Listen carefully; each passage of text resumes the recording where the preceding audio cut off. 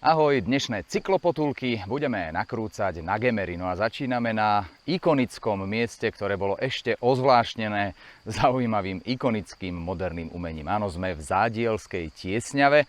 No a táto kométa, ktorá spája prírodu s industrializáciou, je prvým styčným bodom s našimi kamarátmi z regiónu Košického kraja.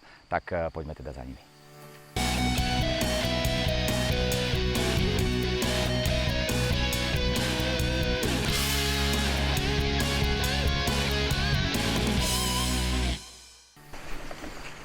Ahojte, dobré ránko. Ahoj, ahoj. Vítajú nás. Ďakujem. Čaute. Ahojte. Tak na čo sa to vlastne pozeráme? Čo je to za umenie a prečo je to práve na tomto mieste?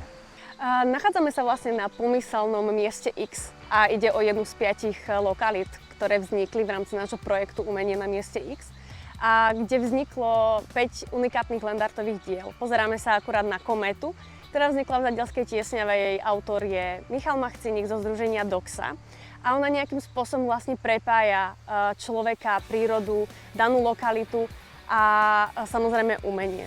Takže takýmto spôsobom sa človek, ktorý je milovníkom prírody, dostane do stretu s umením a napríklad naopak, keď je človek vyhľadávač umenia, no tak sa takýmto spôsobom dostane vlastne do kontaktu s prírodou. No a čo konkrétne znamená práve tento bubon, miešačky, stromčeky? Michal Machciník to vysvetlil tak, že keď sa postaví na vrch Zádielskej Tiesňavy, tak z jednej strany vidí krásnu Zádielskú Tiesňavu plnú prírody, to sú tie stromčeky, a na druhej strane vidí zase cementáreň. To je vlastne ten zásah človeka. Národná prírodná rezervácia Zádielska Tiesňava v Slovenskom Krase na juhovýchode Slovenska medzi Rožňavou a Košicami nás teda uvítala svojou najnovšou akvizíciou.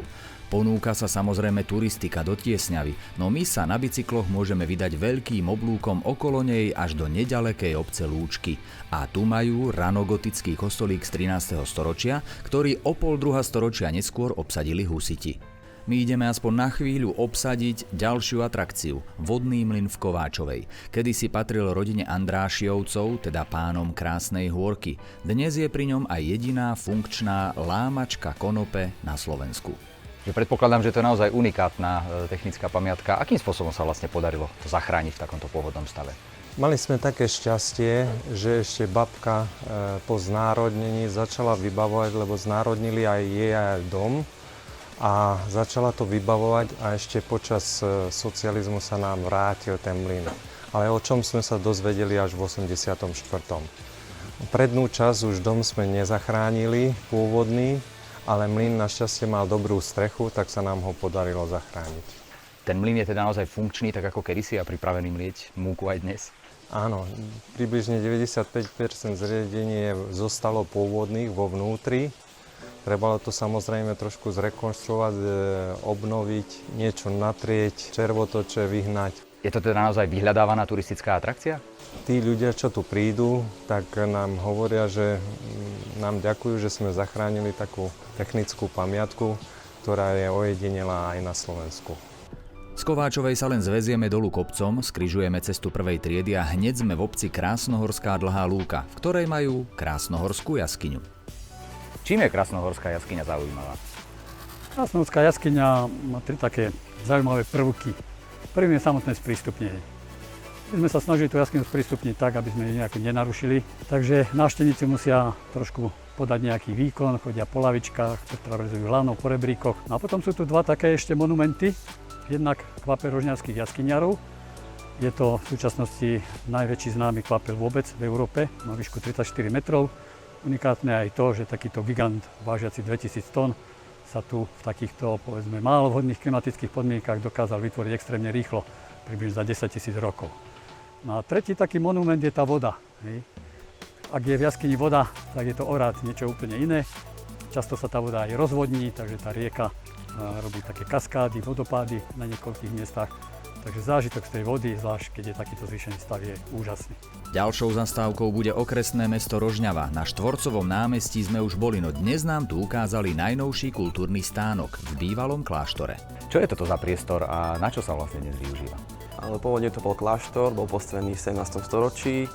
Boli tu aj mnísi, potom tu bol dlho dom dôchodcov, potom to aj chátralo a jedno občianske združenie Otvor dvor sa rozhodlo, že z toho spraví kultúrne centrum.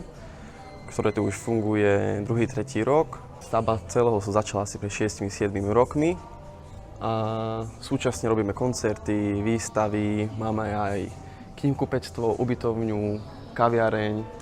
Pokračujeme z Rožňavy na juhozápad, pred nami leží Gombasek a to je miesto, kde sa pravidelne koná festival maďarskej kultúry. Je tu krásna príroda, Gombasecká jaskyňa, ktorá patrí do zoznamu prírodného dedičstva UNESCO, či ruiny kláštora zo 14. storočia. Tak čo je to tu vlastne za areál a na čo sa v súčasnosti využíva? Prebieha obnova Paulínskeho kláštora, vlastne ruiny kláštora, obnova, prezervácia. A tam tá druhá budova, to je Andrášiovská kúria, na ktorej tiež robíme, tam bude múzeum, kde sa budú vystavovať veci, ktoré sme tu behom 6 sezón vykopávok našli.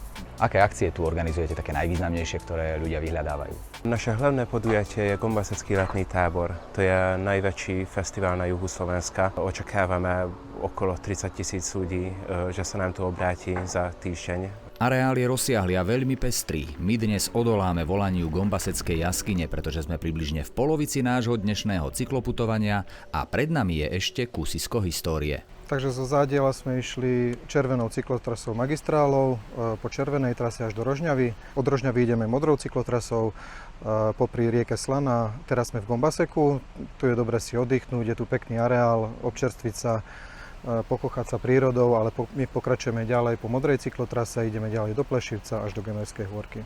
Gemer bol kedysi veľmi významným regiónom Uhorska vďaka banskej činnosti a tunajšie obce a mestečká na to pamätajú. Napríklad Plešivec, kolíska gotiky na Gemeri, bol župným mestom, čo pripomína aj kostol svätého Juraja, zaradený do gotickej cesty. Susedná obec sa volá Gemerská hôrka a cyklisti by si mali zapamätať pojem Skalná ruža. Tak nachádzate sa práve v sídle slovenského cykloklubu Slovenský kras pri penzióne Skalná ruža v Gemerskej hôrke. V týchto priestoroch sa rodili zmysly nadšených cykloturistov cyklotrasy Slovenského krasu a hysterického horného Gemera. Pokračujeme ďalej na sever cez Kunovú teplicu do Štítnika.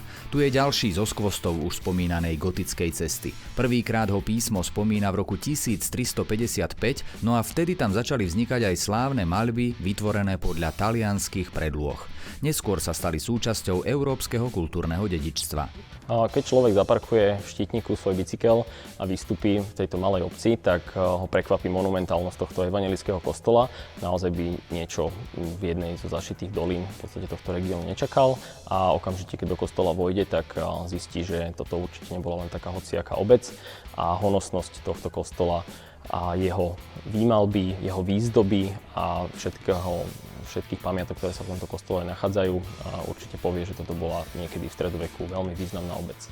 Aká je hodnota tých fresiek, z ktorého obdobia sú a je možné, že sa objavia ešte aj nejaké ďalšie a nové? Fresky sú v podstate všetky veľmi vzácne. V kostole sa nachádzajú 3 vrstvy v rôznych storočí, v podstate od 14. až do 15. storočia. To, čo vidíme, bolo odhalené spod omietok a spod farby približne pred 100 rokmi a kostol odtedy neprechádzal ďalšími úpravami, takže je dosť veľká pravdepodobnosť a vieme to s určitosťou povedať, že do budúcich rokov sa tu určite nájdú aj ďalšie skvosty. Zo Štítnika ideme ďalej v kurze 350, teda na severo-severozápad. Pred nami je Ochtina a nový cyklochodník, ktorý prepojil túto obec so Slavošovcami. To sú turisticky významné lokality, veď kto by nepoznal Ochtinskú aragonitovú jaskyňu, zapísanú v zozname svetového dedičstva UNESCO. No a dnes vám predstavíme tunel pod Homôlkou, ktorý je známy aj ako Slavošovský tunel. Má 2400 metrov a to je, dámy a páni, najdlhší cyklotunel v Európe, tretí na svete. Dnešné cyklopotulky teda máme za sebou, pred nami Slavošovský cyklotunel, no ja verím, že sa vidíme na druhej strane v ďalšom dieli cyklopotuliek z Gemera. Ahoj!